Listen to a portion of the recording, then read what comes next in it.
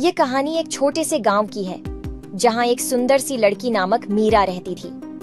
मीरा को सभी गांव वाले एंजेल कहकर पुकारते थे क्योंकि उसकी शुभ आंखों में कुछ विशेष था जो लोगों को उसमें दिव्यता महसूस कराता था।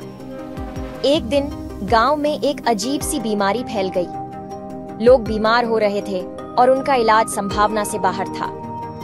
मीरा ने देखा कि उसके गांव के लोग बहुत दुखी हैं। तब उसने अपनी आंखों से निकलने वाली आशीर्वाद भरी किरणों की मदद से लोगों को ठीक करने का प्रयास किया। मीरा की दिव्य शक्तियों ने अचानक ही गांव वालों को स्वस्थ बना दिया।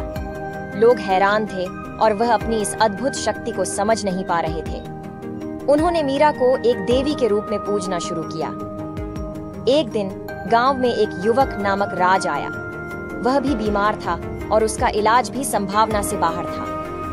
मीरा ने राज की आंखों में देखा और महसूस किया कि उसमें विशेषता है। उसने राज के पास जाकर उसकी हालत को सुना और फिर अपनी शक्तियों से उसे ठीक करने का प्रयास किया।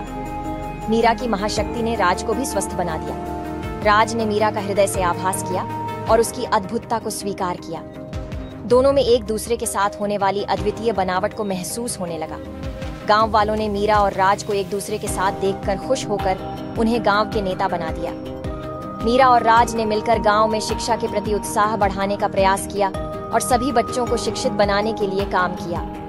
इसके बाद मीरा और राज ने गांव को स्वच्छता अभियान का संचालन किया और उन्होंने लोगों को यह सिखाया कि एक साथ मिलकर वे अपने गांव को एक नया आकार दे सकते हैं। इस कहानी से हमें यह सीखने को मिलता है कि हमारी शक्तियां हमें अनगिनत संभावनाओं की दिशा में ले जा सकती हैं। बस हमें उन्हें सही दिशा में